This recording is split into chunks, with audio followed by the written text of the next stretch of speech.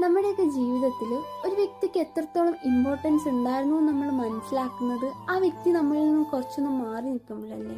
ഈ സെയിം കാര്യം ഞാൻ മനസ്സിലാക്കിയത് എൻ്റെ ചേച്ചി +2 ഒക്കെ കഴിഞ്ഞ് ബാംഗ്ലൂർ പഠിക്കാൻ വേണ്ടി പോയപ്പോഴായിരുന്നു കേട്ടോ. എൻ്റെ ജീവിതത്തിൽ എത്രത്തോളം ഇമ്പോർട്ടൻ്റ് ആയിരുന്നു അവളിൽ നിന്ന് ഞാൻ അറിഞ്ഞത്.